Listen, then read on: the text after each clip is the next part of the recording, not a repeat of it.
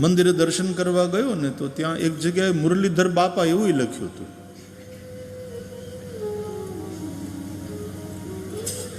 મુરલીધર મહારાજ તમે કહો એની જય બોલાવો. મુરલીધર ભગવાન, મુરલીધર બાપા, આ આત્મીય સંબંધ છે આપણો. બાપુ કે બાપા,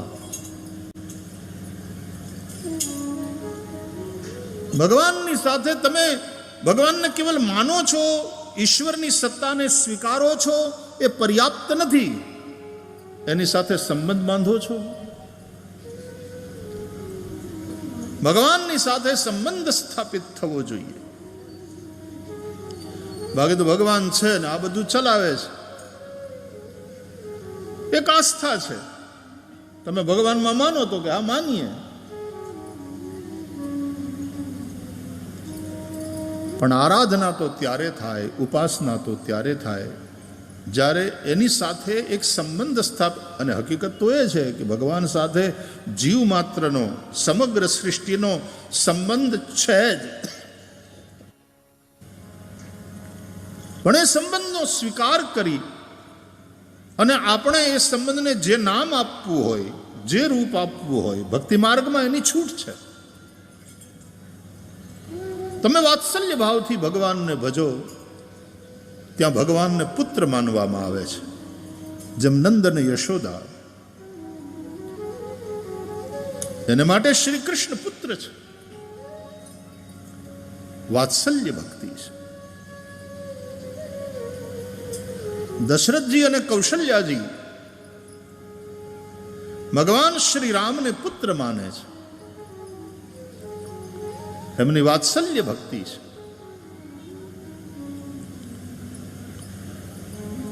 ગોકુળના ગોવાળિયાઓ,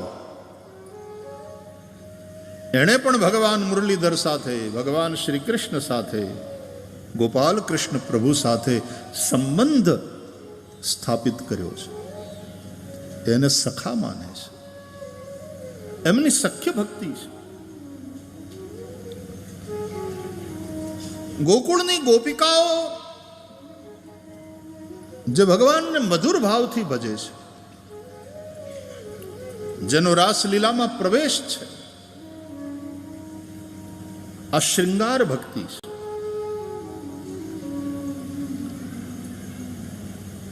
જે યોગીઓ ભગવાન મુરલીધરનું ધ્યાન કરે છે, એ યોગેશ્વર છે શ્રી કૃષ્ણ. અને યોગીઓ સમાધિમાં એ યોગેશ્વર શ્રી કૃષ્ણ સાથે એકત્વનો અનુભવ કરે છે. એ ભગવાનને શાંત સ્વરૂપે ભજે છે. અને કેટલાક એવા પણ ભક્તો છે જે ભગવાનને પોતાના માલિક, સ્વામી, પોતાના આરાધ્ય માને છે અને દાસ્ય ભાવથી, જેમ હનુમાનજી. તમે રામને માનો, તમે રામને સ્વીકારો એ પર્યાપ્ત નથી. રામ સાથે નાતો બાંધીને પછી એની આરાધનામાં લાગો છો. શ્રી હનુમાનજી મહારાજે રામ સેવામાં પોતાની જાતને સમર્પિત કરી, દાસ્ય ભાવથી. આપણે ત્યાં શાસ્ત્રો અનુસાર ભક્તિમાં આ 5 પ્રકારના ભાવ સ્વીકારાયા: વાત્સલ્ય, સખ્ય, શૃંગાર, શાંત અને દાસ્ય. મોઈ તોય નાતે અનેક માનીએ જો ભાવે. જીવ શિવની વચ્ચે સંબંધ છે અને એ જ એક સાચો સંબંધ છે અને નિત્ય સંબંધ છે. બાકી સંસાર સાથે જે સંબંધ છે, અથવા તો આપણા શરીર સાથે પણ જે આપણો સંબંધ છે, મારું શરીર એમ આપણે કહીએ છીએ, એ બધા જ સંબંધ માનેલા અને અનિત્ય છે. મારું શરીર એ તો આપણે માની લીધું, બાકી વાતમાં કઈ માલ નથી. શરીર આપણું કયું કરતું નથી. પછી અને એક સમય આવે છે કે શરીર છૂટી જાય છે, જીવ જતો રહે છે, શરીરને સાથે નથી લઈ જઈ શકતો. મારું એમ આપણે માની લીધું હતું, બાકી આપણું નથી. આ સૃષ્ટિનું છે. આ 5 મહાભૂત અહીંયાના અને એનું બનેલું પૂતળું અહીંયાનું છે ને આ શરીરે અહીંયા જ પડ્યું રહી જવાનું છે. અને એ શરીરથી જે કંઈ કર્મો કરીને ભેગું કર્યું એ બધું અહીંયા જ રહી જવાનું છે. ન તન अपना है न धन अपना है, न तन से संबंध जिनके साथ मान लिया है કે આ મારો દીકરો ને આ મારો બાપ છે, આ મારી ઘરવાળી, આ મારી માત છે, બધા જ માનેલા સંબંધ. એ સંબંધ સાચો નથી, માનેલો છે. અને બીજું, એ સંબંધ નિત્ય નથી. શરીર છે ત્યાં સુધી.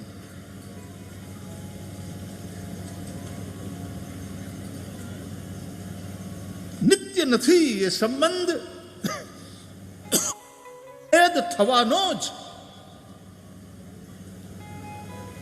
આવું સત્ય જેને સમજાઈ જાય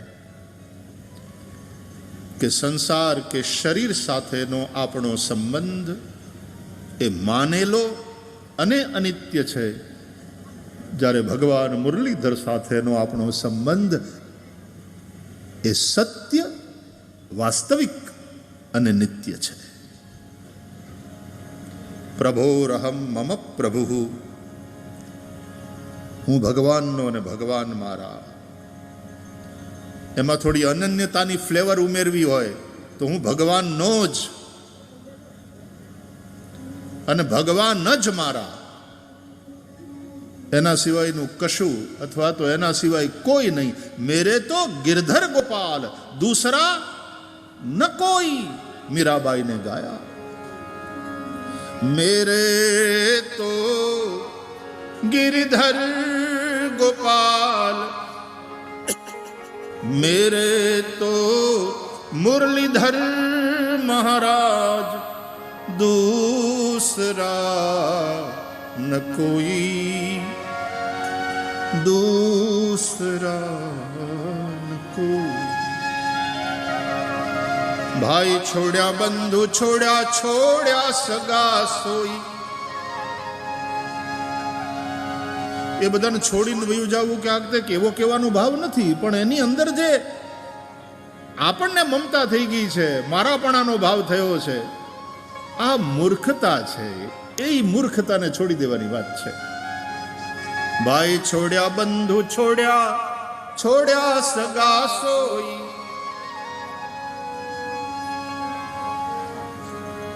मेरे तो गिरधर गोपाल, दूसरा न कोई. प्रभोरहम मम प्रभु. બસ આવું એક સીધું સાદું સત્ય જીવને જેટલું વહેલું સમજાઈ જાય ગુરુ કૃપાથી, ગ્રંથ કૃપાથી, અને સમજાયા પછી એનો સ્વીકાર કરીને જે જીવે એનું કલ્યાણ તત્ક્ષણ થાય છે. બાકી આપણા ભાગ્યમાં આવેલી જે ભૂમિકા હોય આ નાટકમાં, જે પાત્ર આપણે ભજવવાનું હોય એ નિષ્ઠાથી ભજવી લેવાનું. આ મુરલીધરનું નાટક છે. એમાં પતિ તરીકેની ભૂમિકા મળી હોય, પત્ની તરીકેની ભૂમિકા મળી હોય, મા બાપ તરીકેની ભૂમિકા મળી હોય, સંતાન તરીકેની ભૂમિકા મળી હોય, રાજા તરીકેની ભૂમિકા મળી હોય, પ્રજા તરીકેની, ગુરુ તરીકે, શિષ્ય તરીકે જે રીતની ભૂમિકા મળી હોય એ ભૂમિકાને નિષ્ઠાથી નિભાવી લેવાની. નાટકમાં તમારો કિરદાર, તમારું પાત્ર એવું પ્રભાવી રીતે તમારે ભજવવું જોઈએ. તાળીઓ પડે, લોકો યાદ રાખે. આપણા ભાગની ભૂમિકાને આપણે ભજવવાની. અને પછી જ્યારે વયા જઈએ, નાટક પૂરું થાય, લોકો યાદ કરે કે હતો એક. આપણા ગુજરાતી શાયરની જ પંક્તિઓ છે કે બધો આધાર છે એનો જતી વેળાના જોવા પર, બધો આધાર છે એનો જતી વેળાના જોવા પર, મિલનમાંથી મોહબ્બતના પુરાવાઓ નથી મળતા. મળ્યા ભેગા તો લવ એટ ફર્સ્ટ સાઇટ ના અંતે એવું બધું કરે ને, આઈ લવ યુ માંથી ઊંચા ના આવે, એમાંથી ક્યારે આઈ હેટ યુ થઈ જાય ખબર ન પડે. એ છીછરા આકર્ષણ, બાહ્ય આકર્ષણ હોય છે. प्रेम की जो गहराई है वो तो मीरा से पूछो.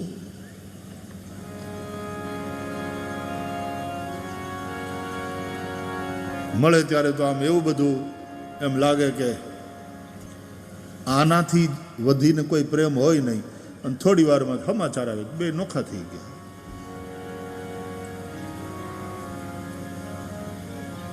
અને પછી પાછા કેવી રીતે જુદા પડો છો.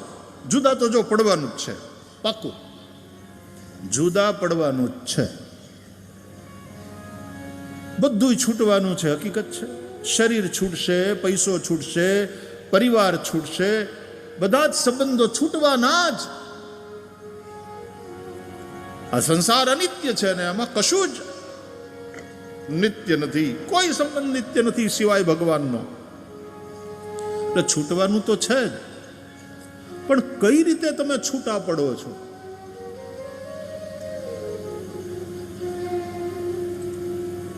એક હોય માણસ ધક્કા મારીને કાઢે કે નીકળતું અહીંથી,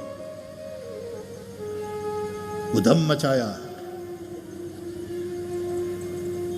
અને એક છે કે કૃષ્ણ ને જેમ અક્રૂર લેવા આવ્યા અને કૃષ્ણ અને બલદાવ રથ ઉપર બેસીને જ્યારે ગોકુળ છોડીને જાય છે, આખું ગોકુળ ધ્રુહકે રડે. ગોકુળના વાંદરા ઉદાસ થઈ ગયા હતા, ગોકુળની ગાયું ભાંભરડા નાખતી હતી, દરેકની આંખમાં આંસુ હતા. અને કૃષ્ણને જે રીતે વિદાય આપી છે,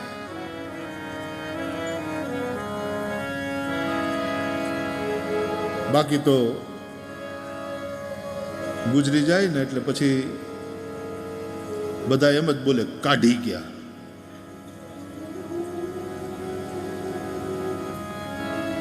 ફોને આવે કે ભાઈ કેટલી વાર, અરે કે અડધો કલાક પહેલા કાઢી ગયા. અત્યારે તો સ્મશાન યાત્રા સ્મશાનમાં પહોંચી ગઈ હશે. ક્યાં હે ક્ષણભંગુર હે જીવન.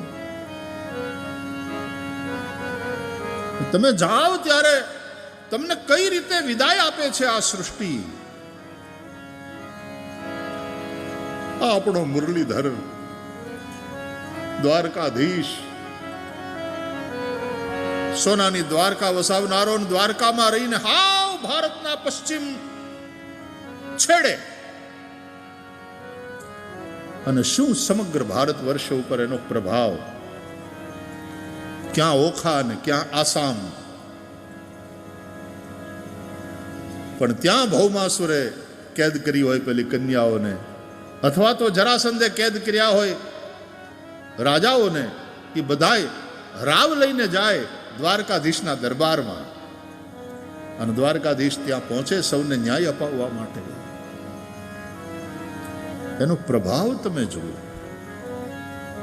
16,108 નારીના સ્વામી, આટલો મોટો ગ્રસ્થાશ્રમ, રાજગાદીએ ઉગ્રસેન બેસે, પણ લોકોના હૃદયના સિંહાસન ઉપર દ્વારકાધીશ મુરલીધર બિરાજે. દ્વારકાધીશની જે બોલો ત્યારે કૃષ્ણની જ વાત આવે, ઉગ્રસેનની નહીં. આપણા મનમાં દ્વારકાધીશ રૂપે કૃષ્ણ આવે, મુરલીધર મહારાજ આવે. અને એ જ્યારે વિદાય થાય છે આ સૃષ્ટિ છોડીને, એ સોમનાથનો દરિયો, એ મહાદેવના ત્યાં બહેણા, એ પ્રાચીનો પીપળો,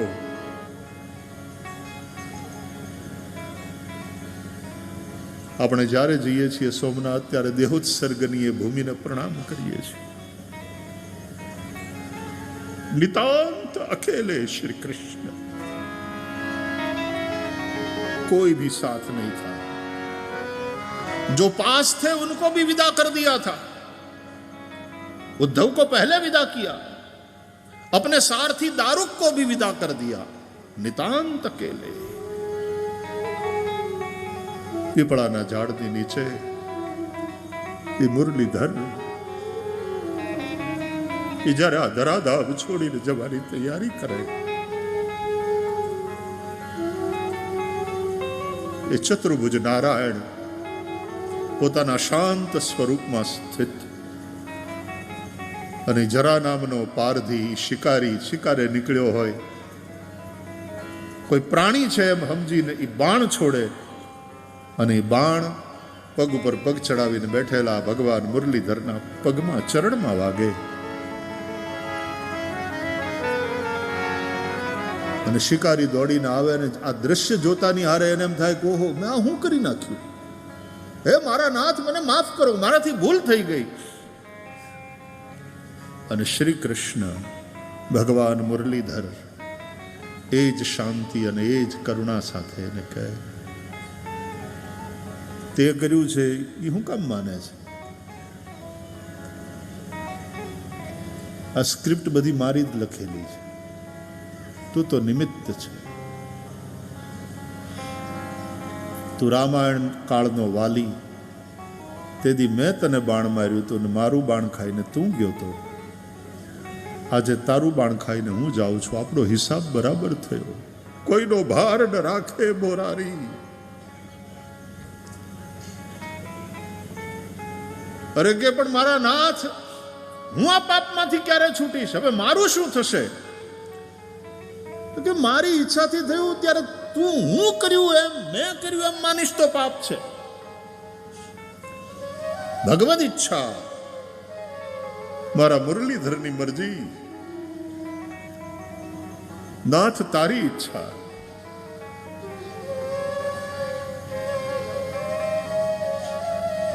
જ્યારે શરણાગત થાય માણસ તો ક્યાં પાપ છે? પ્રભુની ઈચ્છા છે. અને તારું શું થશે એ ચિંતા તારે નહીં કરવાની હોય, એ ચિંતા મારી.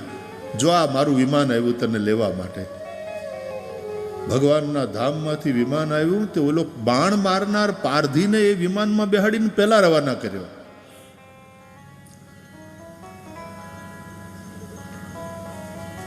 આ મુરલીધરનો પ્રેમ, આ ભગવાન મુરલીધરની લીલા, આ એની ઉદારતા. અને એ જે રીતે આ સૃષ્ટિમાંથી લીલા સંવરણ કરીને પ્રભુ પધાર્યા પોતાના ધામમાં, આ એક્ઝિટ તમે જુઓ. બધો આધાર છે એનો જતી વેળાના જોવા પર. માણસ છૂટા પડ્યા પછી પણ એકબીજાને મિસ કરે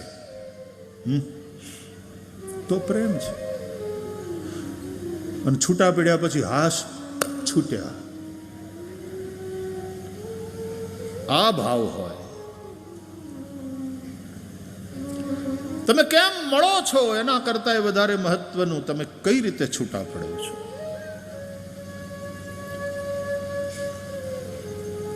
અને એના માટે તો જીવન સાચું જીવ્યા છીએ કે નહીં એ મહત્વનું છે. તો ભગવાન રામની લીલા, ભગવાન મુરલીધરની આ લીલા, એ કથા એટલા માટે આપણે સાંભળ્યા કરીએ છીએ અને સાંભળતા ધરાતા નથી. અને દર વખતે સાંભળીને પછી કાંઈક ને કાંઈક શીખીએ છીએ. રામજી જ્યારે પધાર્યા ને સ્વધામ, તો આખી અયોધ્યાને લઈને પધાર્યા. બધાય જીવન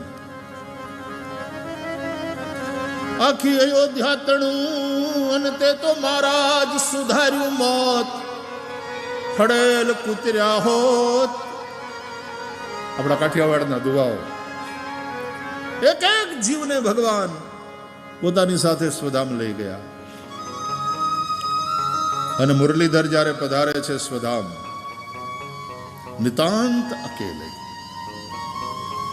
કોઈ પત્ની સાથે નહીં, આટલા બધા પુત્રો, પણ એમાંથી કોઈ દીકરા કે એના દીકરા કે કોઈ પરિવારનું કોઈ નહીં. પેલું બહુ પ્રસિદ્ધ ભજન છે, એનું દર્શન કરો. એકલા જ આવ્યા મનવા, એકલા જવાના, સાથી વિના સંગી વિના, એકલા જવાના, એકલા જવાના, એકલા જવાના, એકલા જવાના, એકલા જવાના, એકલા જ આવ્યા મનવા, એકલા જવાના, સાથી વિના સંગી વિના, એકલા જવાના. કાળજાની કેડીએ કાયાના સાથ દે, જેમ કાળી કાળી રાતડીમાં છાયાના સાથ દે. અમાહની રાતમાં તમારો પડછાયો પણ તમારો સાથ ના આપે, એ તમારો સાથ છોડી દે.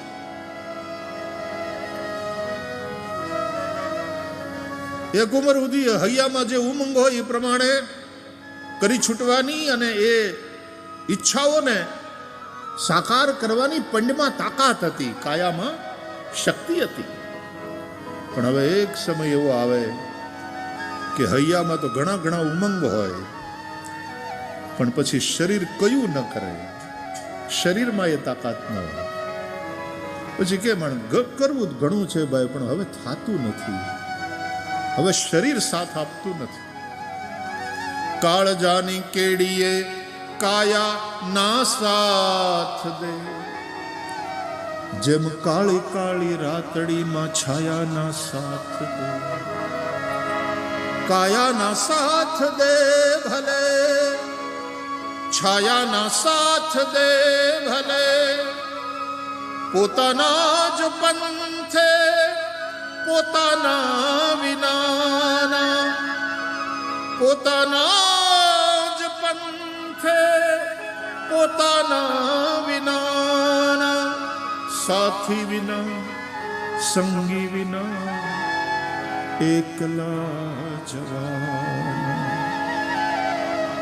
એકલા જ આવ્યા મનવા, એકલા જવાના, સાથી વિના સંગી વિના, એકલા જવાના. પોતાના જ પંથે પોતાના વિનાના. આમ શરીર ઉપર હાથ રાખીને કીધું હું પોતે, આ એ પીડ્યું રહે. અને જેને પોતાના ગણ્યા કે આ પત્ની ના મારો દીકરો ના, એ પડ્યા રહે. પોતાના જ પંથે પોતાના વિનાના, સાથી વિના સંગી વિના, એકલા જવા. અને સાંભળો, આપણે એ એકલા અનકીર્તા રે એકલો, અને એકલા જીવોને એનો આધાર એકલો. આપણે એકલા કીર્તા રે એકલો. कभी खुले आसमान के नीचे रात में सोए हो तो आसमान की जो व्यापकता है, विशालता है, उसमें आप नितांत अकेले, या कभी समंदर के तट पर बैठे हो तो नीले समंदर के पानी को देखते हुए और उसके समक्ष तुम या तो नीला आसमां और नीला पानी समंदर का और दोनों का मिलन जहां हो रहा है, क्षितिज બે એક થઈ જાય. કચ્છની અંદર રોડ ટુ હેવન છે, હમણાં જ અમે જઈને જોયું. બે બાજુ પાણી પાણી. 32 કિલોમીટરનો એ રસ્તો બનાવ્યો છે ગુજરાત સરકારે. બે બાજુ પાણી, જ્યાં નજર કરો પાણી પાણી પાણી. અને સામે રોડ ક્યાં પૂરો થાય તો આસમાનમાં એવું દેખાય. માત્ર તમે રોડ ઉપર છો, હાલ્યા જાઓ છો, બાકી ઉપર આસમાન અને ચારે બાજુ પાણી પાણી પાણી. એ રોડ જેમ નીલા આસમાનમાં આમ ખોવાઈ જાય, એ સડક જાણે વિલીન થઈ જતી હોય, એ દ્રશ્ય જોવા જેવું છે. आसमान की व्यापकता, समंदर की विशालता, और उसमें अपने आप को अकेला थोड़ी देर अनुभव करो. आपने एकला ने कीर्ता रे एकला जीवो ने एनो आधार एकलो. एकला रहिए भले वेदना सहिए भले, एकला જ રહીને ભેરું થઈએ બધાના. એકલા જ રહીને ભેરું થઈએ બધાના. સાથી વિના સંગી વિના એકલા જવાના. એકલા જ આવ્યા મનવા એકલા જવાના. સાથી વિના સંગી વિના એકલા જવાના. એકલા જવાના એકલા જવાના. આ પંક્તિ મહત્વની છે, સાંભળો. એકલા જ રહીને ભેરું થઈએ બધાના. સમજી લો, એકલા જ છીએ આપણે ને આપણો માલિક મુરલીધર, બાકી કાંઈ નથી. અને એકલા જ રહીને ભેરું થઈએ બધાના. આપણે એકલા રહીને બધાના થવાનું છે. તમે બધાના, પણ કોઈ તમારું નથી, સમજી લો. તમે બધાના થાવ, બને એટલું બધા માટે કરી છૂટો, બાકી કોઈ તમારું નથી. કોઈની પાસે અપેક્ષા રાખશો જ નહીં તો માર ખાશો, દુખી થશો.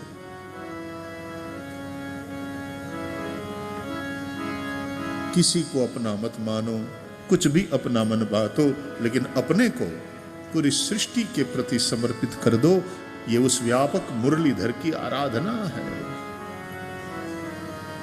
जितना हो सके सबके काम आओ.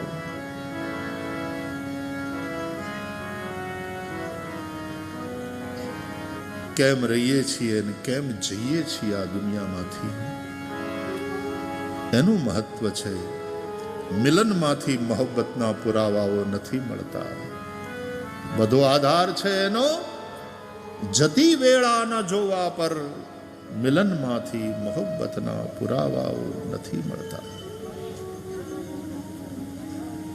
તો રામ બધાને સાથે લઈ, અયોધ્યાના બધા જ જીવોને સાથે લઈ અને સ્વધામ પધાર્યા. અને ભગવાન શ્રી કૃષ્ણ એ જ્યારે લીલા સ્મરણ કરે છે, નિતાંત અકેલે. આ બંને જે આપણા આરાધ્ય સ્વરૂપ, અને બંને બિરાજે છે અહીંયા મંદિરમાં. સીતારામ લક્ષ્મણજી પણ બિરાજે છે અને ભગવાન મુરલીધર પણ બિરાજે છે.